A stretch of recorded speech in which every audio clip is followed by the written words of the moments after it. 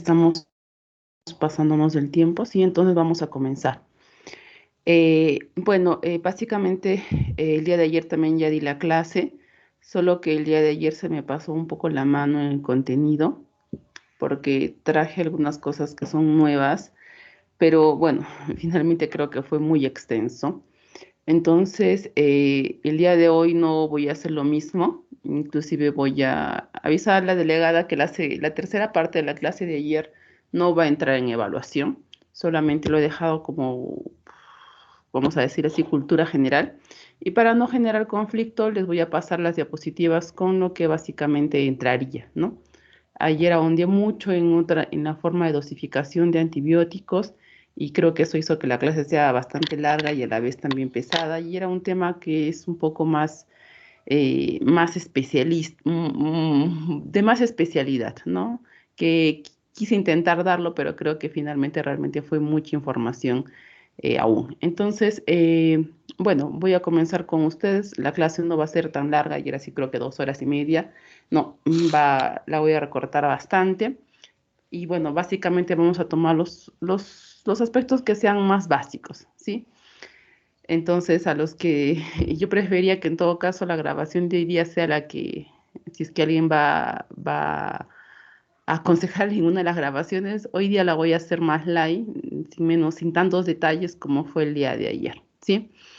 Bueno, entonces voy a iniciar. Opa.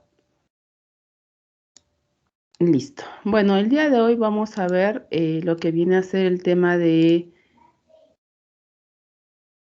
antibióticos. Vamos a ver, obviamente hay otros antibióticos más que los vamos a ver en otras clases. Básicamente a esta clase, en este tema compete lo que son las quinolonas y lo que viene a ser el grupo de sulfamidas, ¿sí?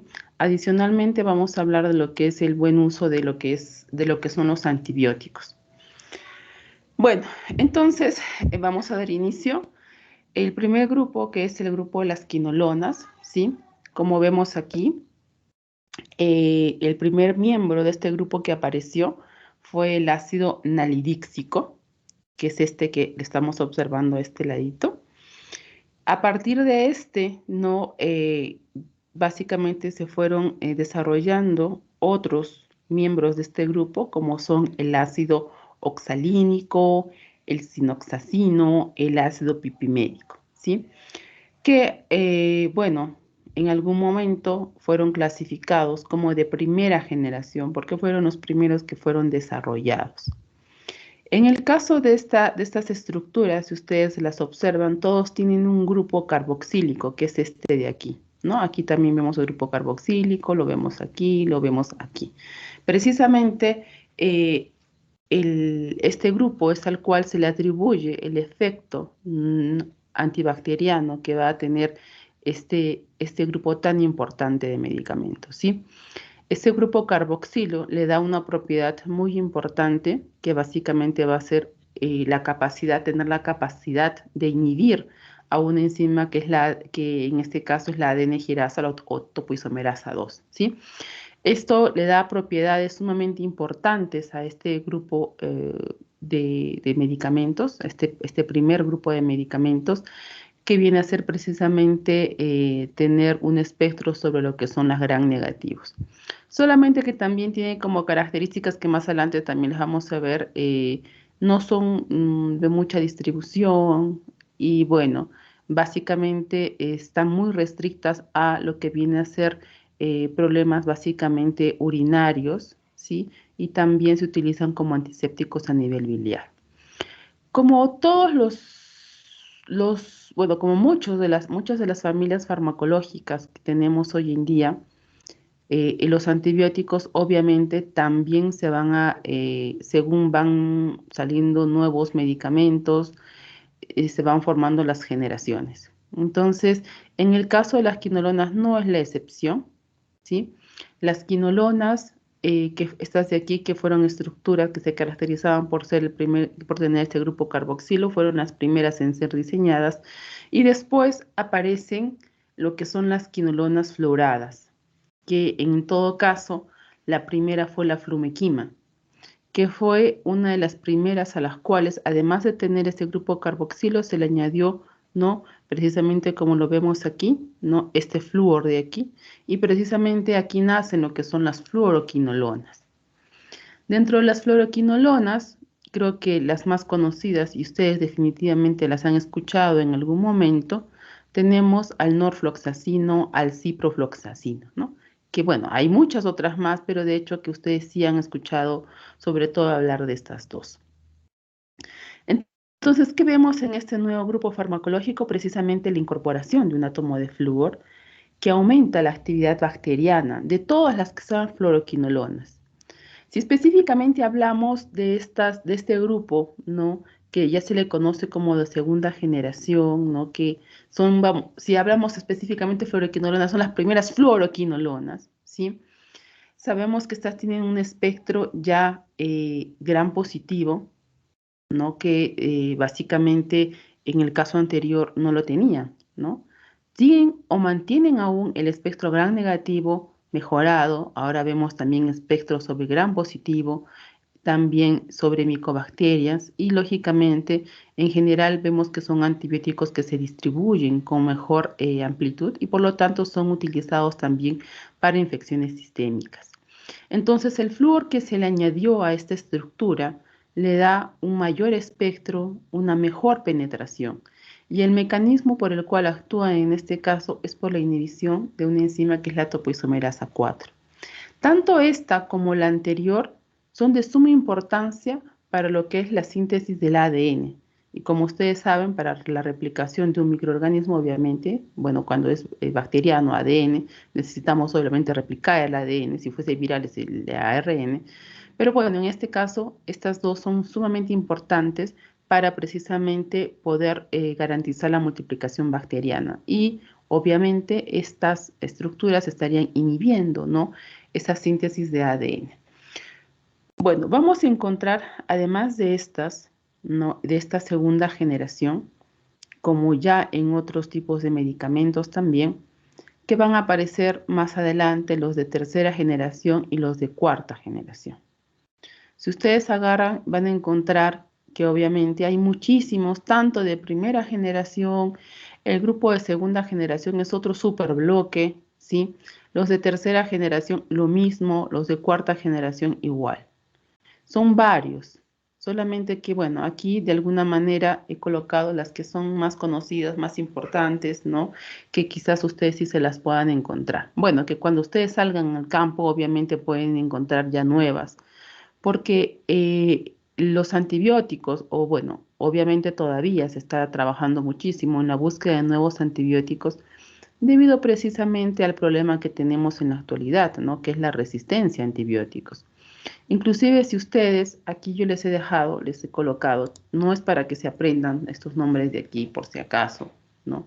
No van a tener pesadillas con que se van a tener que aprender toda esa lista de nombres, solamente para que ustedes vean que estos de aquí son también fluoroquinolonas de cuarta generación, en el 2000, en 2009, 2014, 2017, 2000. Aquí básicamente vamos viendo que han ido saliendo nuevas fluoroquinolonas que no están aquí en el mercado nacional, pero obviamente, y tampoco todas han sido aprobadas por la FDA, pero para remarcar la importancia de que el desarrollo de estos medicamentos se sigue dando, ¿no? Entonces, de aquí a algunos años sí, quizás encontremos otros más que estén en la lista que no los estamos viendo ahora precisamente aquí, ¿no? De las otras fluoroquinolonas que existen, también muchas han sido, algunas de ellas ni siquiera han llegado a salir al mercado, otras fueron retiradas por reacciones adversas, ¿no? Como ustedes saben, los medicamentos pasan por varias etapas y los antibióticos no son la excepción, pero como han sido desarrollados tantos, en realidad muchos de ellos también se han quedado a veces detenidos por el número de reacciones adversas que pueden presentar. Eh, la mayoría de ellos mantiene la estructura inicial de lo que vendría a ser la base, el molde base de las fluoroquinolonas, el grupo carboxilo por aquí, el flúor por allá, ¿sí? Que era la estructura primaria, ¿no? Y obviamente les van cambiando los radicales y eso les da ciertas características modificaciones cinéticas, potencian un poco su espectro, en fin. Pero bueno, se va jugando con estas estructuras y van apareciendo las nuevas. Entonces, no, estas de aquí que les presento no son las únicas, hay otras. Obviamente en el futuro se podrían encontrar con algunas de las nuevas, pero bueno, aquí les dejo algunas de las más importantes o por lo menos de utilidad actualmente, ¿sí? Inclusive ya se habla de una quinta generación, ¿no? Hay una fluoroquinolona que es la JNJQ2, que está en ensayos clínicos de tercera fase, que, bueno, aparentemente es muy prometedora para muchos microorganismos que actualmente están siendo resistentes, ¿no? A muchos otros antibióticos, como el Staphylococcus aureus, Streptococcus pneumoniae, entre de otros. Entonces, se está viendo, ¿no? Que quizás esta también sea ya parte de lo que vendría a ser la nueva familia, ¿no? La quinta generación. Eh, si bien es cierto, generalmente los antibióticos, las familias de los antibióticos, porque creo que todavía no han visto cefalosporinas, ¿no? Pero bueno, básicamente comenzamos con primera generación, segunda generación, tercera generación, cuarta generación. En el caso de los antibióticos, siempre las generaciones que van saliendo son superiores a las anteriores, ¿ya? De repente, en el caso, por ejemplo, de los anticonvulsivantes, no. Anticonvulsivantes es un grupo farmacológico que los nuevos que fueron saliendo no superaron a los antiguos, ¿no? Y ya inclusive se borran a veces esa clasificación de generaciones porque siempre regresamos a lo mismo, ¿no? Carbamazepina, fenitoína, que sí, van muchos años usándose, pero en este de aquí sí. Y generalmente esa mejora que viene en cada uno de estas generaciones va relacionado al espectro, ¿no? Generalmente son medicamentos con mejor espectro y obviamente también mejores propiedades farmacocinéticas, que es lo que uno busca cuando básicamente se está trabajando con un nuevo antibiótico, ¿no? Bueno, entonces en relación, vamos a hablar, le pongo aquí el título de quinolonas, ya antes de continuar quiero aclarar eso, pero las quinolonas que tienen el flúor ya son fluoroquinolonas, ¿sí? Entonces, quinolonas básicamente a veces solo nos referimos a los de primera generación, ¿no? Y a partir de la segunda ya como fluoroquinolonas. Pero bueno, el grupo en sí general se le conocía inicialmente como quinolonas. Bueno, entonces, como el mecanismo de acción, como básicamente ya lo había mencionado anteriormente, ¿no? Eh, Generalmente este grupo farmacológico tiene un efecto bactericida con un muy buen efecto postantibiótico, ¿no? O sea, tiene cierto efecto postantibiótico, ya que es importante también en este grupo farmacológico. El efecto postantibiótico es un efecto que lo vemos en aquellos antibióticos en los cuales la concentración mínima eficaz, ¿no? No sé si recuerdan ustedes lo que es una concentración mínima inhibitoria, chicos. Ya han hecho microbiología, ¿no es cierto? ¿Qué es una concentración mínima inhibitoria? ¿Alguien sabe? ¿Se han olvidado? No, no sé si me están levantando las manos. Concentración mínima inhibitoria, chicos. ¿Quién me puede decir? O llamo uno por uno. Hmm. A ver, Alison, ¿qué es el sim de una bacteria? No está Alison. Anthony, ¿qué es el sim de una bacteria? Tampoco está Anthony. Carolina, ¿qué es el sim de una bacteria? Tampoco está Carolina. Cristian, ¿qué es el sim de una bacteria? Doctora, ¿sería la concentración más baja del antibiótico para inhibir o sea, para inhibir un determinado crecimiento de la bacteria? O sea, la dosis mínima, en otras palabras. No, no es dosis. La Gracias. concentración. La concentración. No hay que confundirse, ¿sí? Porque la concentración va básicamente que se alcance es una cosa diferente a la dosis que tú le das, ¿cierto? Entonces, es la concentración mínima necesaria para, lógicamente, conseguir la eliminación del medicamento, perdón, del microorganismo. Y bueno, básicamente los medicamentos que tienen efecto postantibiótico, aún, aún bajando, ¿no? Cayendo debajo de esa concentración mínima inhibitoria, presentan todavía cierto efecto, ¿no? Entonces tienen un efecto postantibiótico. Bueno. Estos fármacos ingresan dentro del microorganismo, básicamente a través de lo que son las porinas, no afectan la integridad de la pared del microorganismo, y una vez que están adentro, vamos a ver que ellos tienen, como lo había mencionado anteriormente, la capacidad de inhibir la ADN girasa, ¿no? Y básicamente a través de eso, obviamente, inhibir la replicación del ADN. Recordemos que de alguna manera el ADN girasa está relacionado con lo que son las reacciones de superenrollamiento que tiene el ADN. Entonces, vamos a inhibir esto y obviamente de esta forma evitamos que la bacteria se siga replicando. Pero este mecanismo, ¿quién los tiene? Precisamente los tiene lo que son las quinolonas y también los va a tener la fluoroquinolona. Y en este caso, esto hace que tengan un efecto, ¿no?, sobre lo que viene a ser las gram negativos. Por otro lado, las fluoroquinolonas, además de tener este mecanismo, también pueden tener, mejor dicho, no también pueden, también tienen la capacidad de inhibición de la topoisomerasa 4, que es otra enzima que también participa precisamente en la síntesis del ADN, y que al inhibir la topoisomerasa 4 obviamente vamos a evitar esa replicación. En este caso, esto le va a dar la capacidad de tener un espectro también sobre lo que vienen a ser las bacterias gram positivas. Entonces tenemos, ¿no?, las quinolonas sobre el ADN girasa, las fluoroquinolonas tanto sobre el ADN girasa y también actúa sobre la topoisomerasa 4. Entonces, ese es el mecanismo por el cual estos fármacos van a poder básicamente actuar, ¿sí?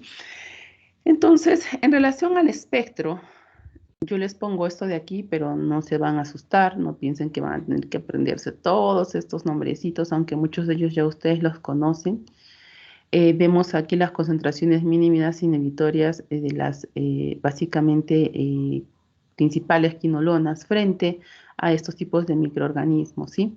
Entonces, no es necesario que se aprendan todo esto. Y bueno, no es necesario que se aprendan porque, bueno, lógicamente con el tiempo van a ir relacionando qué antibiótico es mejor para qué tipo de microorganismo. Pero la parte de las concentraciones mínimas inhibitorias es una locura aprenderse esto porque vamos a ver que, por ejemplo, no sé, de repente Claudia puede tener un Acinetobacter con un SIM de 1, sin embargo, de repente Jesús puede tener una con un SIM de 2, ¿no? ¿Por qué? Porque eso básicamente va a ser reflejo de la resistencia que tenga la bacteria de cada uno, con la que cada uno de ustedes pueda estar infectado frente al antibiótico. ¿Qué quiero decir con eso? Que los SIM son distintos, ¿no? Dependiendo de la bacteria, pueden ir cambiando. Por eso tenemos bacterias que son resistentes a algunos antibióticos porque las concentraciones mínimas y inhibitorias resultan ser sumamente altas y el medicamento ya no los va a eliminar en forma adecuada. Entonces, estos valores van a ir relativamente quizás cambiando un poco. Bueno, como yo lo había mencionado, las generaciones van a ir mejorando en relación a su espectro y las quinolonas no son la excepción. En el caso, como yo lo había mencionado, de las de primera generación, estas quinolonas básicamente, bueno, son poco usadas actualmente porque tienen una actividad moderada contra gram negativos, no alcanzan concentraciones muy bajas en diferentes tejidos, básicamente se restringe a lo que viene a ser las vías urinarias y el espectro, nuevamente, como ya lo dije al inicio, es sobre lo que son las gram negativas, ¿no? Ya las de segunda generación, que ya son las fluoradas, que también tienen el otro mecanismo de inhibición de la topoisomerasa 4, ya comienzan a tener básicamente también algún efecto, alguna actividad sobre algunas gram positivas. Claro que mantienen la actividad sobre el gram negativo, pero también, ¿no?, ya ganan actividad sobre el gram positivos. Y también pueden ser útiles frente a algunos, a lo que viene a ser micoplasmas y también clamidias, ¿no? Entonces ya vemos que el espectro, como lo había dicho anteriormente, va mejorando conforme van apareciendo las nuevas generaciones. En el caso de la tercera generación, estas siguen conservando, ¿no?, y inclusive amplían su espectro contra gram negativos y mejor aún también contra gram positivos y también vemos que van a ser buenos contra algunos microorganismos atípicos, ¿no? Y nuevamente vemos micoplasmas, nuevamente vemos clamidias. Finalmente, los de cuarta generación ya ampliamos aún más lo que viene a ser la cobertura de gram positivos, conservan la actividad contra gram negativos. Tenemos también lo que los caracteriza, ¿no? La característica más importante es que ya vienen a cubrir también inclusive aerobios, ¿no? Entonces, lógicamente, se podrían considerar mucho más potentes. Ahora quizás alguno de ustedes dirá, bueno, perfecto, entonces definitivamente todos nos vamos a usar siempre los de cuarta generación, porque va a cubrir todo y con eso garantizamos todo. Pero lamentablemente no puede ser así en el caso de antibióticos, porque no nos podemos olvidar que estos bichitos, estos microorganismos, aprenden, aprenden a generar defensas frente a los antibióticos, generan resistencia. Entonces, yo no puedo enseñarle a mi enemigo cuál es mi mejor armamento, porque obviamente en algún momento, si yo estoy en una guerra, ellos van a ver cuál es mi mejor arma y lógicamente se van a preparar para ello, ¿no? Lo mismo pasa con las bacterias. Yo voy a tener que iniciar un tratamiento con aquel antibiótico que sea el que pueda cubrir específicamente lo que tiene el paciente, a lo que básicamente la bacteria que tenga el paciente es sensible. No puedo recurrir a utilizar, ¿no?, el más potente de frente. ¿Por qué? Porque si no, las bacterias van a aprender, van a reconocer el antibiótico, el que estoy utilizando, el más potente, y van a comenzar a generar resistencias.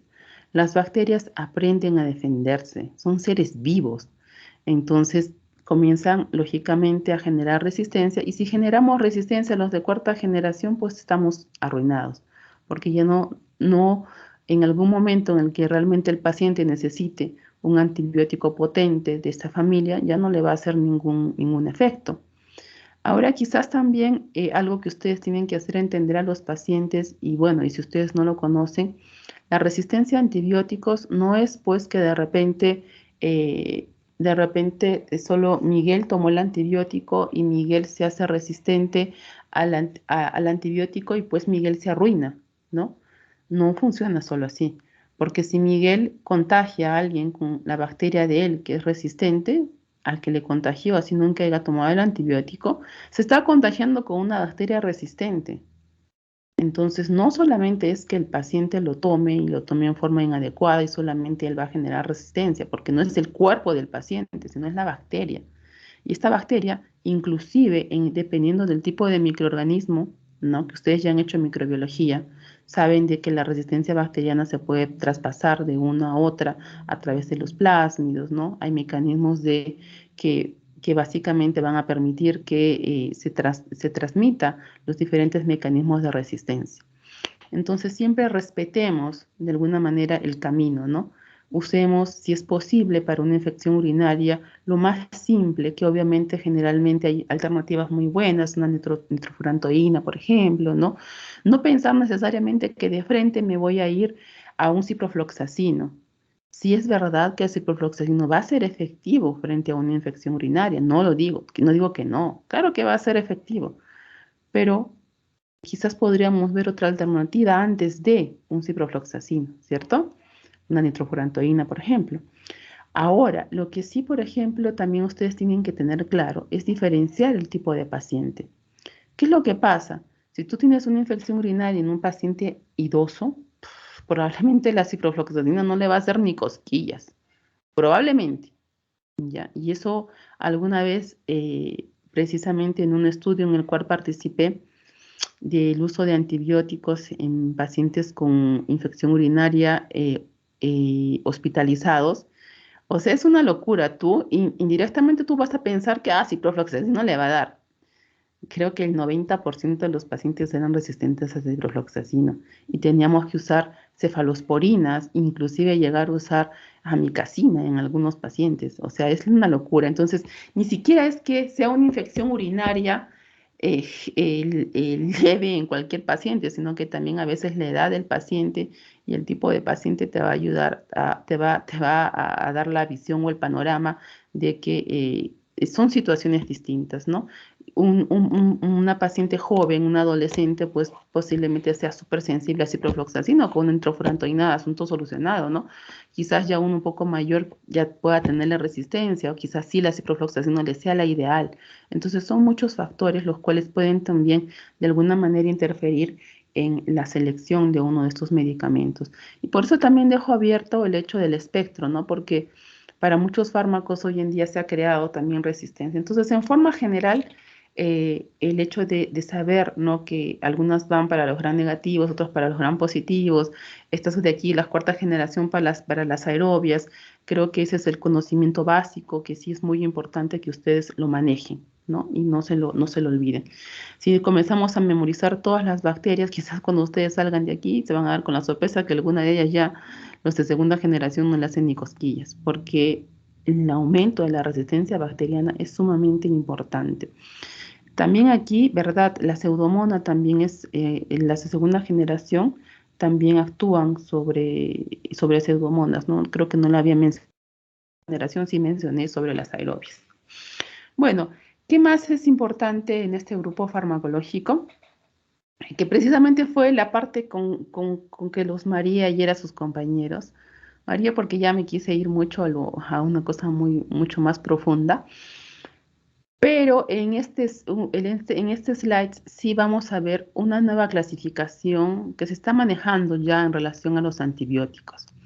Se habla de los antibióticos concentración dependientes y de los antibióticos tiempo dependientes. Con ustedes no voy a ahondar mucho en esto, solo quiero que recuerden el siguiente concepto.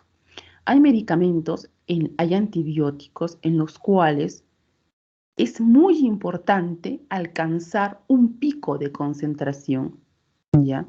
Elevado. En este caso, precisamente en el caso de las quinolonas, se dice que si la concentración supera 30 veces la concentración mínima inhibitoria, obviamente tiene la mejor actividad bactericida. Y básicamente tú tendrías que garantizar eso para garantizar la efectividad del antibiótico. ¿Y esto cómo lo consigo? Eso sí les voy a enseñar más adelante. Eso lo puedo conseguir con una forma de administración, ¿no? En bolus, algo rápido. Y lo interesante de estos medicamentos que son tiempo dependientes, como por ejemplo son los aminoglucósidos y las fluoroquinolonas, es que tienen un efecto postantibiótico bueno. Entonces, cuando sube la concentración un pico, alcanzas el efecto bactericida mejor del antibiótico. Y cuando comienza a decaer, cae debajo de la concentración mínima inhibitoria, pero como tiene un efecto postantibiótico, mantiene su efectividad. Y es sumamente interesante. Eso me va a ayudar a mí a decidir cómo yo voy a administrar el antibiótico al paciente. Entonces aquí tenemos, ¿no? Los tiempos de los concentración dependientes que los vamos a clasificar en los que son área bajo la curva, ¿no? Sobre MIC y los que son la concentración máxima sobre MIC. Así los podemos conocer. En algún momento, en algunos años más, van a aparecer en los libros, ¿no? Ya no que la ventana terapéutica que se conoce actualmente para la mayoría de medicamentos, sino van a aparecer en los libros, ¿no? Que para aminoglucósidos, fluoroquinolonas, la relación Cmax sobre MIC tiene que ser mayor a 10. Va a aparecer en los libros que la UC, el área bajo la curva sobre el MIC, en el caso de algunos antibióticos va a ser 125 a 130, ¿no? En el caso de la vancomicina será 400. Nos va a dar los nuevos parámetros para determinar esto. Y tenemos el otro grupo que son los dependientes del tiempo. Los dependientes del tiempo son medicamentos que su efectividad no va a mejorar si llega a una súper alta concentración en pico. No. Son medicamentos que no tienen un muy buen efecto postantibiótico y básicamente si caen debajo del MIC rápidamente se generan resistencias. Entonces no me importa el pico, lo que yo tengo que hacer es que se mantengan la mayor cantidad del tiempo encima de la concentración mínima inhibitoria. Ahí vamos a ver a los betalastámicos y a los carbapenens, ¿sí? Entonces, en este caso, las quinolonas, las fluoroquinolonas, son precisamente concentración dependientes. ¿no? Y ojo que los aminoglucósidos también, todavía no han hecho aminoglucósidos, ustedes lo van a hacer más adelante, son altamente tóxicos también. Entonces, inclusive tienes que controlar la concentración que se alcance aquí en el pico para evitar la autotoxicidad, pero también vamos a ver de que es importante llegar a una cierta concentración de tal forma que garantice la efectividad. Si no alcanza una concentración alta, si se quedó por aquí, por ejemplo, no vamos a tener buena efectividad de los que son concentración dependientes. Bueno, yo les había mencionado también de que los microorganismos tienen y van a generar resistencia, ¿sí? Y obviamente ustedes ya han hecho microbiología, saben cuáles son todos los mecanismos por los cuales una bacteria podría generar resistencia. En el caso de esta familia, ¿cuáles son los mecanismos por los cuales podría generar resistencia?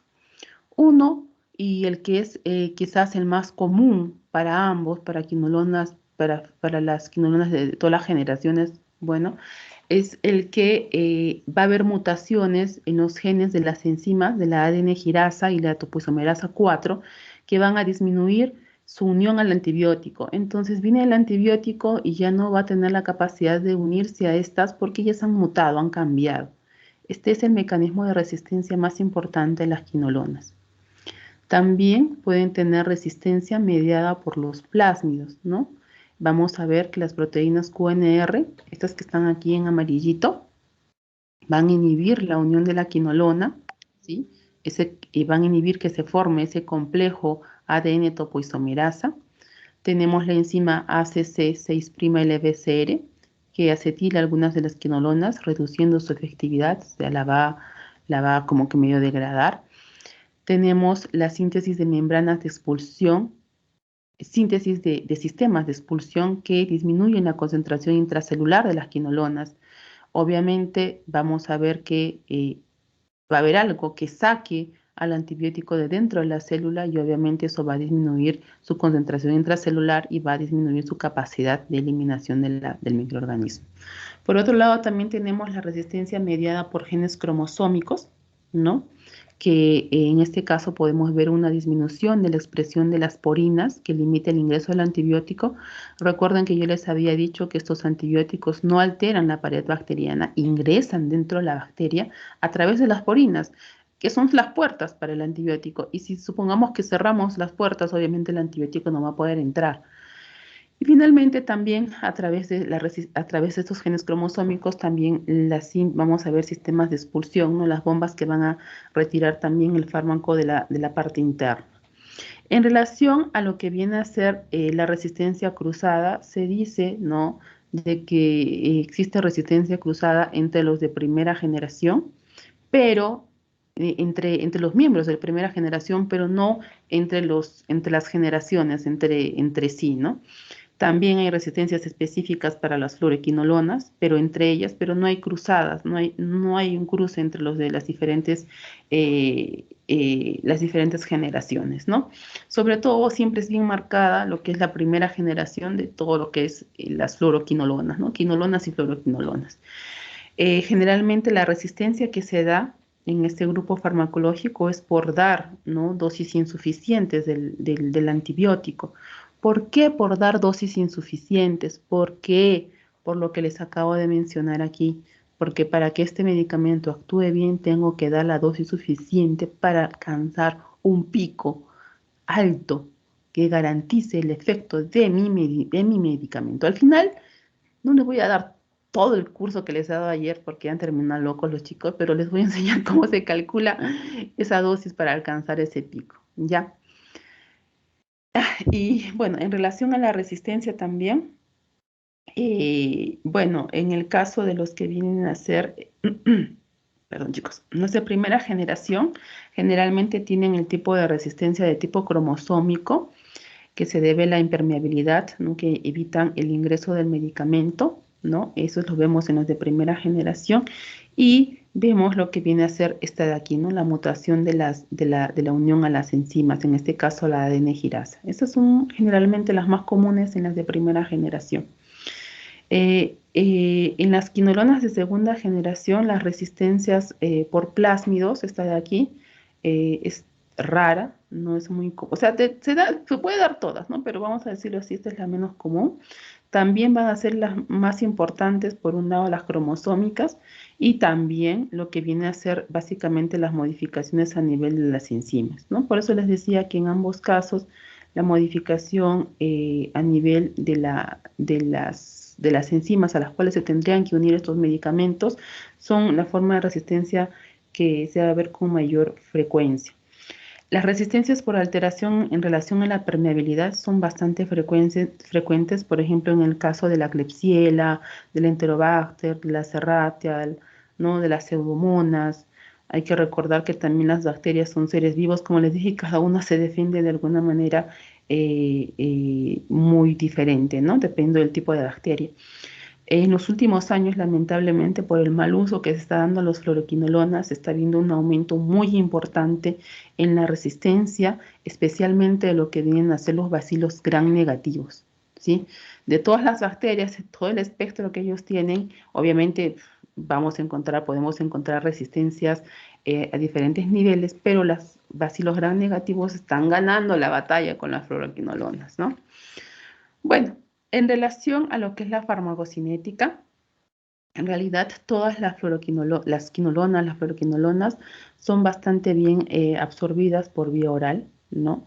Esta es una característica muy importante de este grupo. Las quinolonas de primera generación se caracterizan porque básicamente, además de ser bien absorbidas, tienen una biodisponibilidad entre el 50 y el 80%. Es bastante buena, 80% en el caso de lo que viene a ser, por ejemplo, el ácido nalidíxico. Las de segunda generación también se absorben bastante bien. Tienen la concentración máxima, el tiempo que se demoran para alcanzar la concentración máxima es algo bien interesante también, es bien rápido, entre 1 y 3 horas. Por eso el comportamiento del piquito de aquí lo vemos súper rápido. Rápidamente son absorbidas y rápidamente se alcanza una concentración máxima y eso también garantiza la efectividad del antibiótico. Algo interesante, ustedes observen aquí la levofloxacina, ¿no? Es un caso súper especial, se absorbe casi completamente. Bueno, aquí se le ha puesto el 100% del libro, ¿no? Otros ponen del 90 al 100%.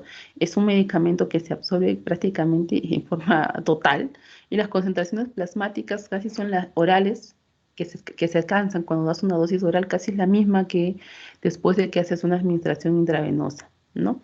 Lo que sí también es importante destacar que estos medicamentos pueden ver interrumpida su absorción o pueden tener absorción disminuida cuando se administran con medicamentos como antiácidos que tengan de repente compuestos como aluminio, magnesio o por ejemplo con alimentos como yogures, leche o cualquier alimento que esté fortificado con calcio, con hierro, porque se forman complejos de quelación y tanto, o sea, se une la estructura del antibiótico con el nutriente, con el calcio, por ejemplo, y ni el calcio es absorbido ni el antibiótico es absorbido. Y eso genera un impacto muy importante en el efecto. ¿Por qué nuevamente? Nuevamente voy a retroceder a esta imagen de aquí. ¿Por qué? Porque es muy importante que este medicamento rápidamente alcance una concentración alta. Y si yo altero su absorción, voy a hacer de que no llegue a esa concentración adecuada y eso va a afectar mucho el efecto final del antibiótico. Y más adelante, al final de la clase, yo creo que van a entender por qué me preocupo tanto, porque realmente se absorba rápido y llegue rápidamente a una concentración alta, ¿no? Eh, las quinolonas de primera generación, o sea, las antiguas, las primeras, como yo lo había dicho anteriormente, alcanzan niveles plasmáticos muy bajitos, ¿no? Y tienen una corta duración. Si ustedes observen aquí, la semivida de un ácido nalidíxico es 1 hora y media, es súper cortita. Y básicamente por eso también son ineficaces, ya que no tienen tampoco em, en buena distribución en tejidos, es que no se pueden utilizar en infecciones sistémicas y bueno, básicamente se restringe mucho a lo que viene a ser la parte de riñón y orina y por eso generalmente el uso va a ser limitado, ¿no? A lo que vienen a ser las infecciones urinarias. Por otro lado, algo que también es interesante, si ustedes observan aquí, ¿no? Las fluoroquinolonas, Ellas tienen ligación plasmática, perdón, chicos, discúlpenme, ligación a proteínas plasmáticas relativamente bajas, ¿no? Ustedes están observando aquí, miren, la unión no es muy alta, ¿no? Miren, el ácido anhidríxico es 80 y 90. Estas de aquí no tienen mucha unión, mucha ligación a proteínas plasmáticas. Si ustedes observan aquí el volumen de distribución, qué lindo. Miren, el ácido anhidríxico es 0.3 a 0.4. Estas de aquí, ¿no? Tienen un volumen de distribución que van hasta 3.6. Bueno, no están todos, ¿no? Pero bueno, solamente como ejemplo, en general, de 2 a 3 de volumen de distribución litros, ¿ah? 1 más a 1, de 1.7 a 2 y en fin. O sea, es muchísimo más la capacidad de distribución. Tienen muy poca ligación a proteínas plasmáticas, tienen un bajo grado de ionización, tienen una alta solubilidad.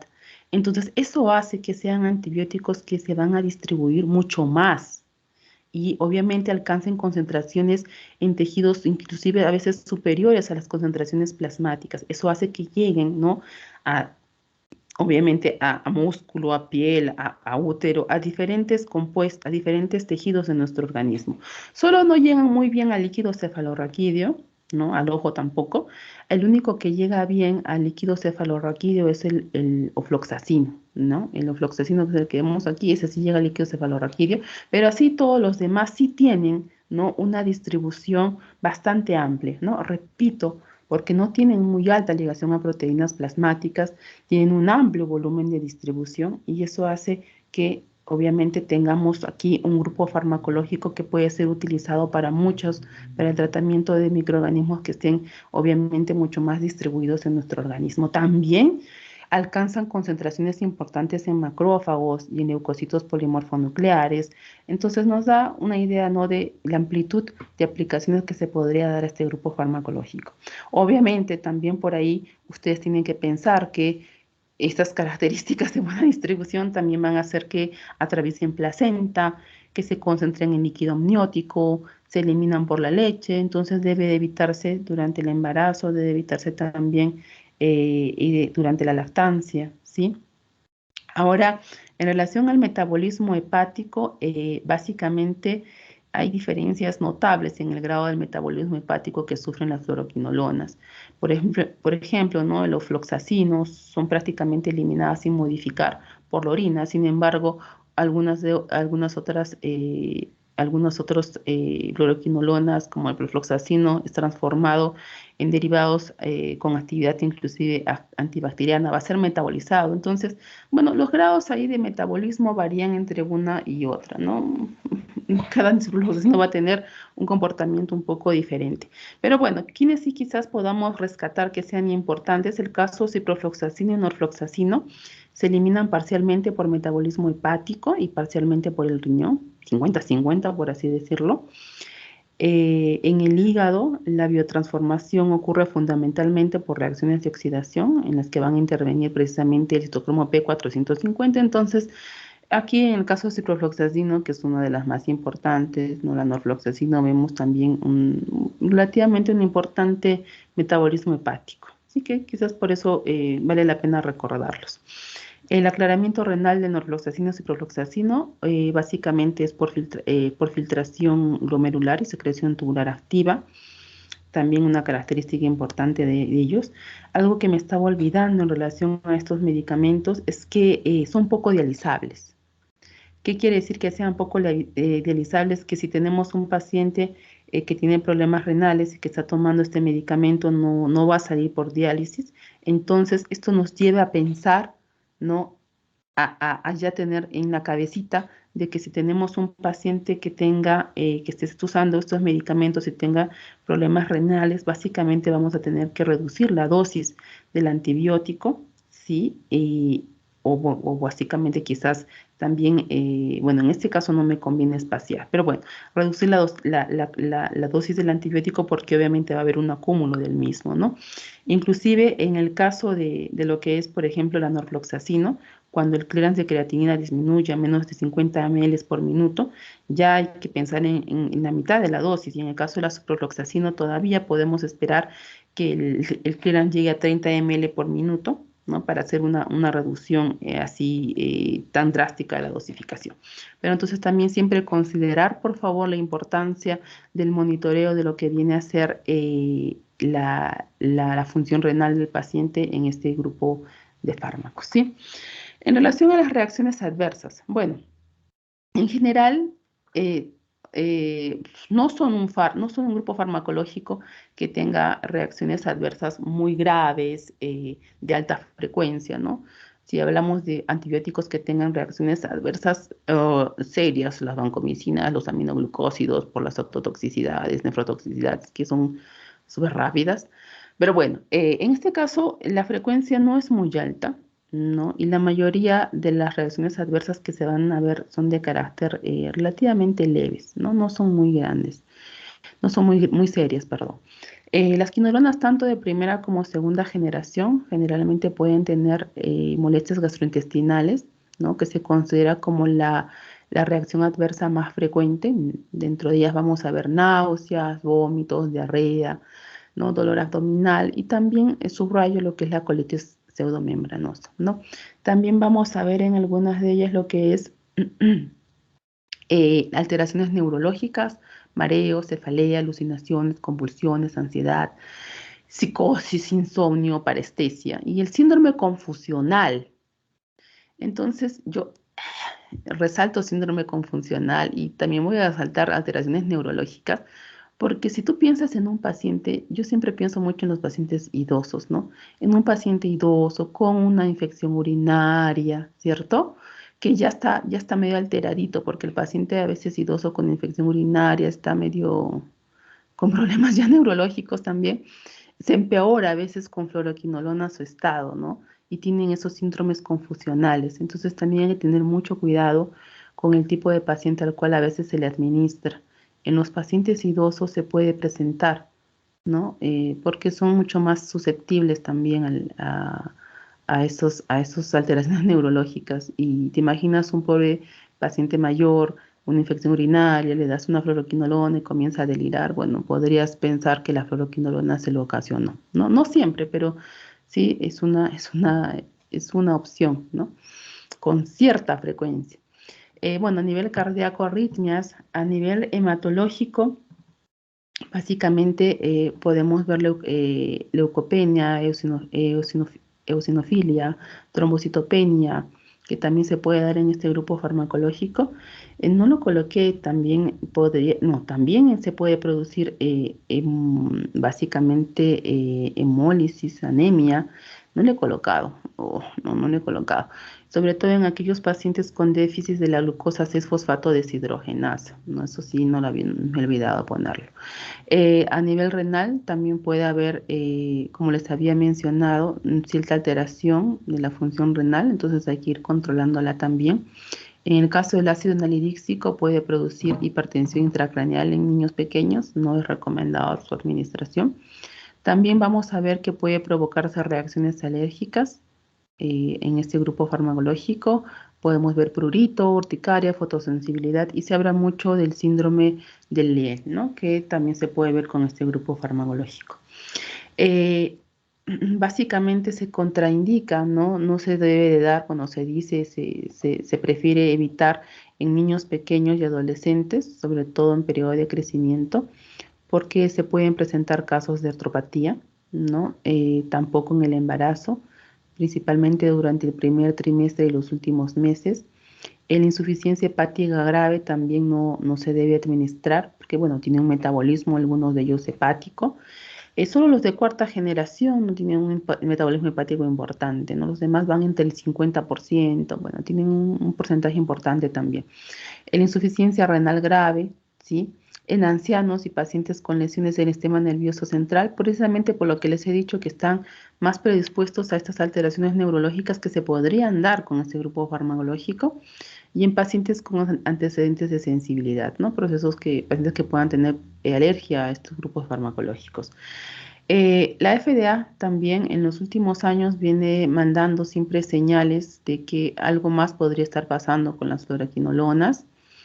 Y bueno, ha habido, ¿no? Ya varios comunicados, ¿no? En relación a lo que viene a ser la tendinitis y rotura de tendón, que podría darse con las fluoroquinolonas, a la neuropatía periférica, ¿no? Y básicamente todavía se tiene que seguir de ojo, ¿no? En el manejo de este grupo farmacológico, porque aparentemente hay algunas otras reacciones que están apareciendo que podrían ser consideradas como graves, ¿no? Aquí vemos algunas de ellas. Precisamente esto lo saqué del mismo informe de la FDA: tendinitis, rotura de tendón, debilidad muscular, dolor de articulaciones, inflamación de articulaciones, erupciones cutáneas, diarreas severas, ¿no? Básicamente también por aquí vemos las confusiones, ideas suicidas, alucinaciones, depresión, ansiedad, que aparentemente se podrían estar presentando, ¿no? Como reacciones, como efectos secundarios graves a las fluoroquinolonas que se usan en forma sistémica, ¿no? Y si vemos nosotros aquí los nombres de los autores de esto, ¿no? Ciprofloxacino, ¿no? Levofloxacino o floxacino, que básicamente son las que frecuentemente se usan. Entonces, también siempre mucho cuidado, siempre de ojo con estas cositas de aquí, ¿no? Si la FDA ya está mandando alguna señal, entonces no significa que realmente puede hacer, o sea, se presente en alto porcentaje, en fin, se presenten todos, pero siempre nos tiene que llamar la atención y hay que mantener, obviamente, el ojo sobre estos detalles, ¿sí? Esta de aquí, esta tabla de aquí, tampoco es para que se aprendan las dosificaciones, no, porque la verdad que yo no creo, bueno, tengo mis razones personales para que más adelante les voy a mostrar porque la dosificación de antibióticos es algo en lo que yo pienso que hay que trabajar muchísimo. No nos podemos basar solamente en tablas de dosis porque los pacientes son diferentes, las situaciones clínicas del paciente son diferentes, la farmacocinética de los antibióticos cambia muchísimo. Y bueno, tengo razones personales por las cuales no soy a fin de memorizar dosis quizás de antibióticos, pero bueno, tener la idea sí, pero acá lo importante de aquí sí nuevamente para que ustedes recuerden el hecho de la insuficiencia renal, ¿sí? Que hay que tener ojo, cuidado con problemas renales porque vamos a tener que de repente modificar la dosificación de los antibióticos. En relación a las interacciones, bueno, como ya lo dije al inicio, la primera interacción que hay que tener mucho cuidado son con aquellos compuestos, sea alimentos o nutrientes que puedan tener de repente algunos metales divalentes como el calcio, zinc, ¿no? Magnesio, aluminio, en fin, que van a quelar al antibiótico y que obviamente van a disminuir su capacidad de absorción y finalmente su efectividad, ¿sí? Bueno, además de eso, vamos a ver que, por ejemplo, la ciprofloxacino puede aumentar las concentraciones séricas de la teofilina porque va a inhibir el metabolismo de la misma. Y yo siempre les he dicho en prácticas y también creo en teoría, por favor, chicos, recuerden siempre, apréndanse, no son muchos los medicamentos de estrecho margen terapéutico, porque son aquellos medicamentos que pequeñas variaciones, ¿no? Ya sea en absorción, en distribución, metabolismo, excreción, en lo que fuese, pueden alterar la concentración y obviamente el efecto, ¿no? Se pueden volver tóxicos. Entonces, por ejemplo, el ciprofloxacino es un fármaco que puede alterar las concentraciones la teofilina y va a aumentarlas y lógicamente porque va a inhibir el metabolismo de esta y eso puede hacer que tengamos intoxicaciones, ¿no? Con teofilina. También vamos a ver en este caso los de tercera y cuarta generación sobre todo pueden elevar lo que es las concentraciones séricas de la warfarina, de la cafeína, de la ciclosporina, ¿no? Y bueno, sobre todo inclusive por algo muy interesante. Cuando hicimos nosotros la práctica de anticoagulantes, yo les dije, cuando ustedes ajustan la dosis de warfarina, por favor, también consideren el hecho de la vitamina K que tiene el paciente. Es decir, ¿a qué me refiero que consideren el hecho de la vitamina K que tiene el paciente, ¿no? Con qué nutrientes, qué alimentos, qué tipo de dieta tiene, qué cuánto de vitamina K consume, porque tú le ajustas la dosis de warfarina a la condición del paciente, ¿no? Si se altera su dieta y por A o por B come más o menos vitamina K, obviamente vamos a tener que puede disminuir o aumentar el efecto de la warfarina. ¿Y qué pasa con los antibióticos de tercera y cuarta generación?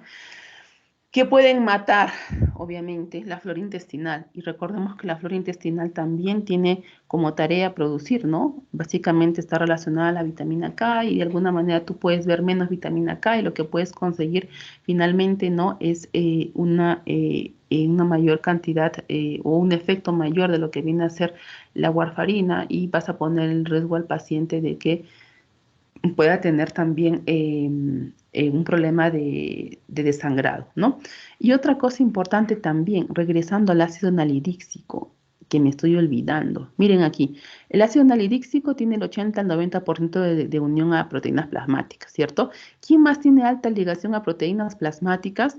Que los dije también cuando hicimos warfarina, precisamente era la warfarina, ¿no? Entonces va a haber una competición también por la unión a las proteínas plasmáticas, y lógicamente también va a ser de que deje libre más warfarina y que podamos ver un proceso o pongamos en riesgo al paciente de desangrado, ¿sí? Entonces son algunos detalles que, bueno, hay que irlos controlando. En el caso de la ciclosporina, bueno, es un medicamento que lógicamente también va a tener ese estrecho margen terapéutico, pero bueno, creo que más difícilmente vamos a ver una interacción que sea importante. Bueno, ciclosporina hay que tener cuidado con pacientes que tengan obviamente los trasplantes, ¿no? Pero en forma general, bueno, son pocos. Más importante que ver la warfarina, la teofilina, que sí podemos tener en forma más común algunos tipos de interacciones cuando hablamos de este grupo farmacológico, ¿sí? En relación a las aplicaciones terapéuticas, como ya lo he venido mencionando, en el caso de las quinolonas, ¿no? Dadas todas las características que hemos hablado anteriormente, ¿no? Esas propiedades de no mucha distribución, de rápida eliminación y su poco espectro bacteriano, básicamente está de alguna manera su administración limitada a lo que son infecciones no complicadas del tracto urinario, producidas obviamente por gérmenes que sean sensibles a él. El ácido nalidíxico y el pipimédico, que tampoco se utiliza mucho, básicamente es para el tratamiento de infecciones intestinales, ¿no? Ya sea producida por problemas con salmonelosis, ¿no? Enterocolitis, por Escherichia coli, en fin. Pero generalmente tampoco, actualmente ya no se utilizan, bueno, mucho, ¿no? En el caso de los norfloxacino, básicamente, principalmente es para el tratamiento de infecciones urinarias bajas, obviamente siempre y cuando sean sensibles.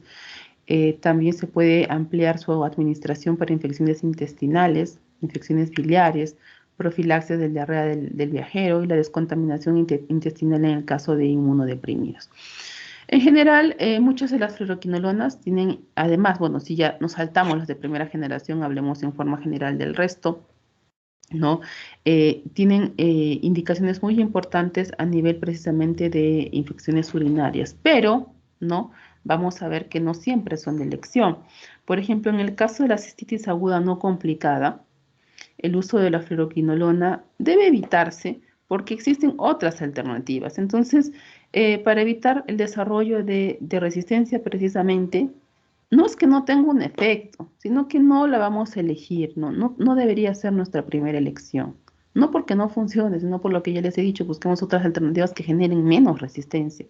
En el caso de la pielonefritis aguda no complicada, aunque también en este caso hay otras alternativas, puede ser quizás un poco, que obviamente sean más válidas, como quizás muchos betalactámicos o aminoglucósidos de repente, podría así también utilizarse las fluoroquinolonas, ¿no? Siempre y cuando el microorganismo sea sensible, siempre y cuando no haya ninguna contraindicación.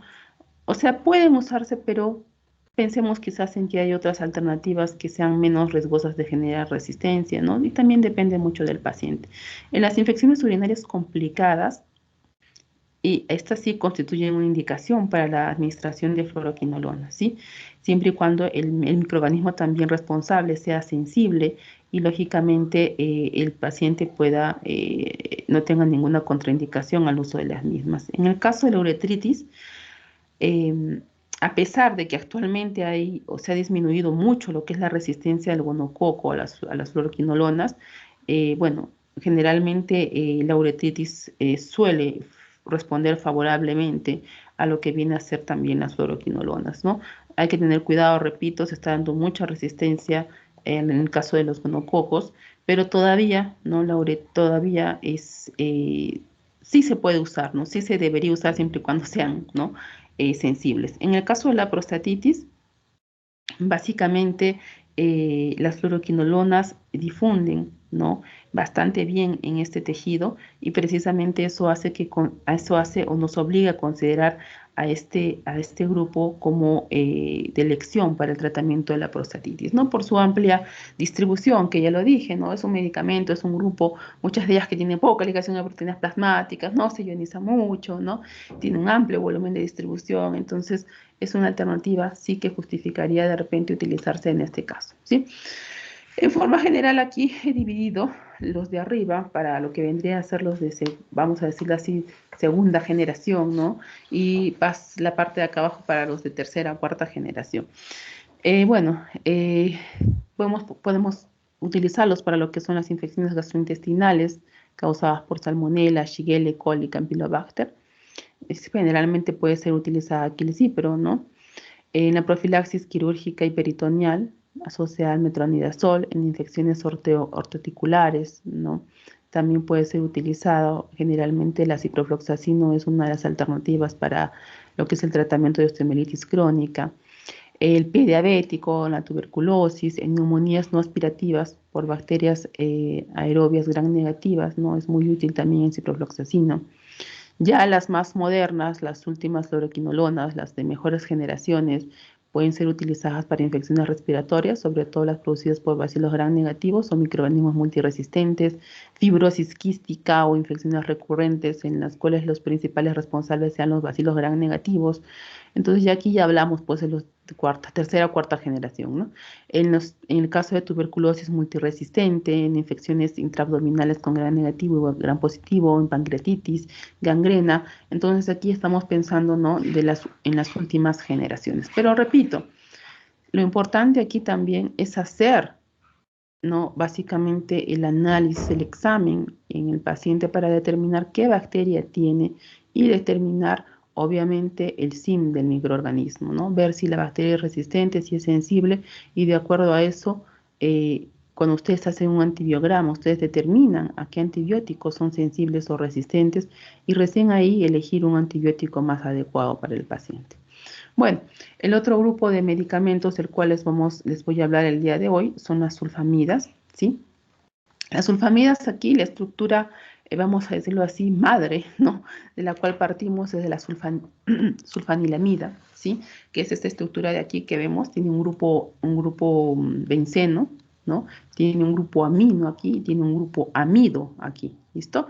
Entonces esa es la estructura madre. Generalmente el efecto antibacteriano se da gracias a este grupo amina que está aquí. Y las modificaciones a este nivel, a nivel de lo que vendría a ser el radical el sulfónido, está relacionado con cambio en relación a las características farmacocinéticas de la misma, ¿sí? No voy a hablar de clasificación de sulfamidas porque son muchísimos tipos también, no clasificaciones, ¿no? Hay varios tipos de sulfamidas.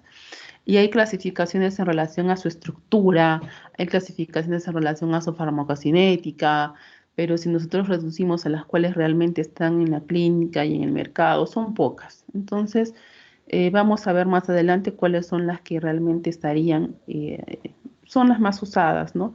Y bueno, hablar de clasificaciones, no voy a hablar de clasificaciones, solamente básicamente, mencionar cuáles son las más importantes, ¿sí? Bueno, en el caso de las sulfamidas, el mecanismo de acción de estas, ¿cuál es? Bueno, las sulfamidas es un grupo de fármacos que va a actuar básicamente inhibiendo lo que es la síntesis del ácido fólico. Y como ustedes ya han hecho bioquímica, ¿no? Ya son expertos en ADN porque ya han hecho biología molecular, han hecho microbiología y en fin, ya saben que el ácido fólico es obviamente sumamente importante para la síntesis del ADN. Entonces, ¿cómo es que va a actuar estas sulfamidas? Precisamente aquí vemos, ¿no? La ruta sintética de lo que vendría a ser el ácido fólico, finalmente la síntesis del ADN.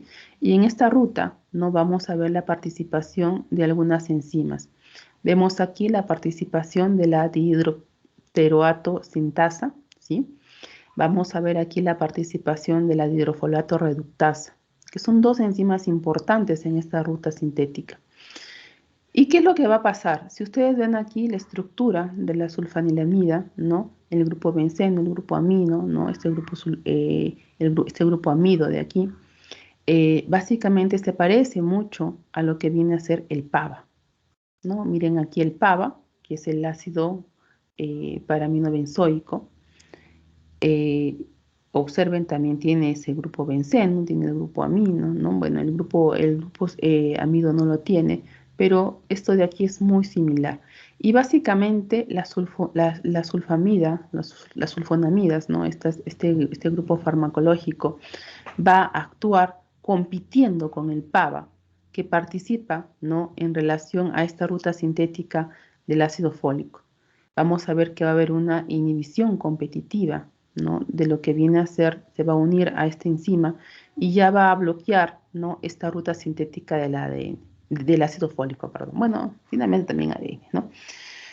Pero algo que también he colocado aquí y he aprovechado para colocar, porque básicamente vamos a visualizar este grupo unido ya a otros compuestos que van a mejorar un poco finalmente el efecto del mismo.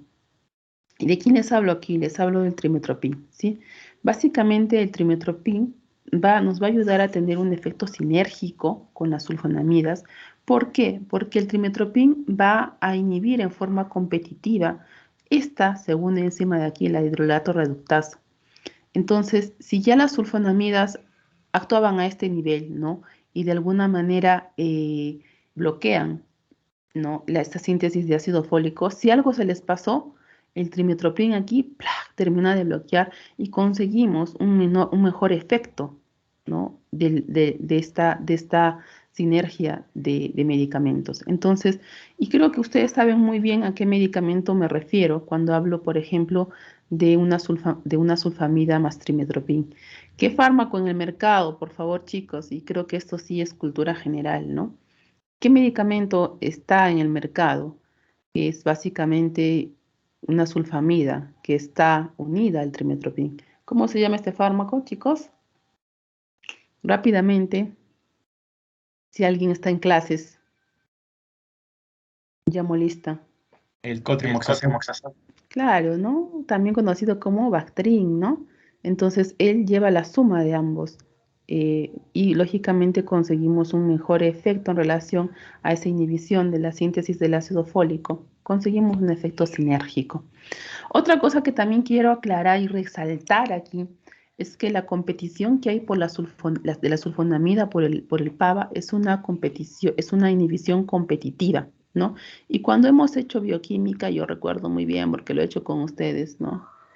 Habíamos hablado de que una inhibición competitiva quiere decir que hay dos compuestos que corren por algo y quien está en mayor concentración gana, ¿no es cierto?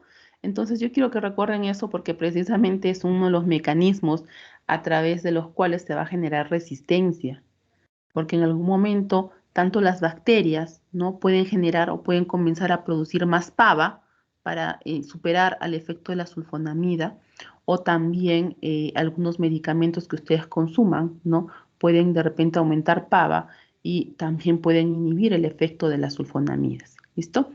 También algo que no lo he mencionado y que también es importante que ustedes sepan es que el trimetoprim es como que si tuviese más potencia que las sulfonamidas, ya que el sulfametoxazol en el caso del Bactrim.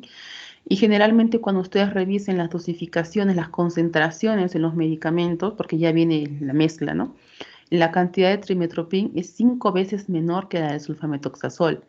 Vamos a ver preparados que tienen 20 miligramos de trimetoprim y 100 de la sulfonamida, porque básicamente necesitamos más de esta de aquí para de alguna manera conseguir esa inhibición competitiva, ¿sí? Esa es una característica bastante importante también. Bueno, un detalle que quizás para que ustedes entiendan, ¿no? Porque, sulfonamida y trimetoprim, ¿por qué no van 50-50? No van 50-50 porque esta es mucho más potente, de esta necesitamos más.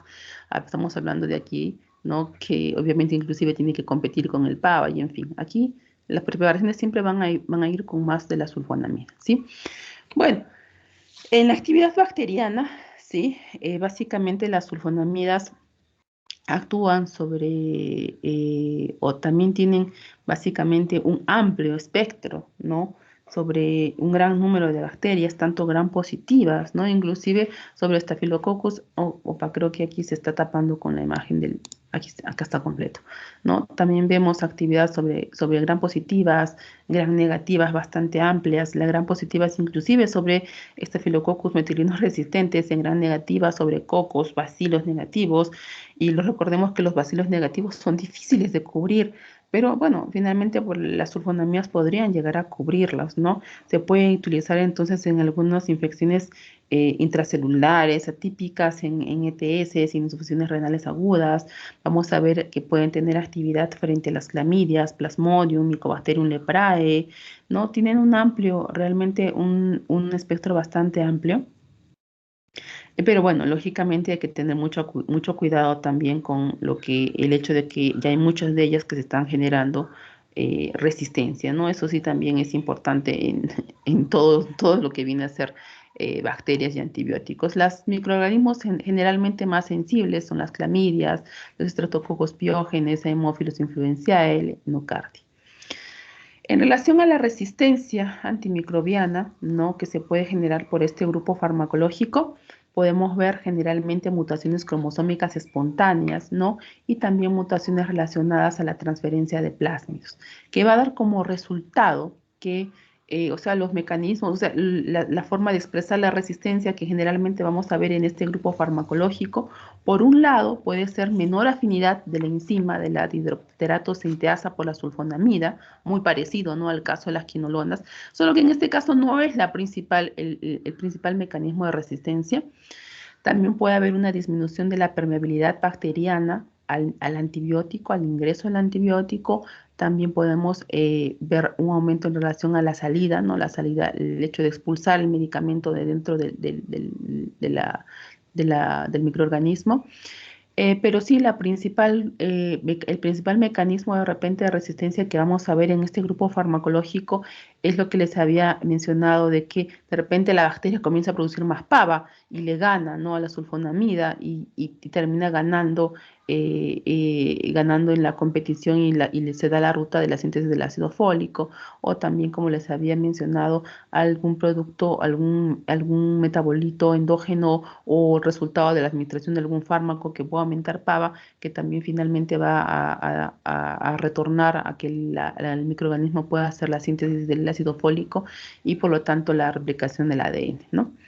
Bueno, en relación a las características farmacocinéticas, aquí les he marcado con unas flechitas algunas de las que son precisamente las más importantes, ¿no? Inclusive aquí hay un listado más grande de sulfonamidas, sí, obviamente, pero bueno, ahí les he dejado marcaditas algunas de las que son más importantes. La mayoría de los sulfonamidas se absorben rápidamente por el tubo digestivo, ¿no?, en forma no ionizada. Por eso vemos aquí, ¿no?, la absorción de la mayoría, como ustedes lo ven, es bastante, ¿no?, hasta el 100% aquí también. Pero ojo, miren, aquí hay una que resalta, ¿no?, que tiene muy poca absorción, que precisamente es la sulfasalacina, ¿sí? No se absorbe. Y generalmente esta de aquí se utiliza para infecciones gastrointestinales, ¿no? Como se va a quedar tan restringida, porque no se va a absorber, ¿no?, a nivel gastrointestinal, entonces se utiliza para lo que viene a ser precisamente infecciones a nivel gastrointestinal, o sea, no se pierde, ¿no? Tiene una utilidad que es bastante interesante, ¿no? Bueno, la mayoría de ellas, el resto, ¿no?, se llega a absorber 70, 80, 90%, hasta 100% en algunos casos.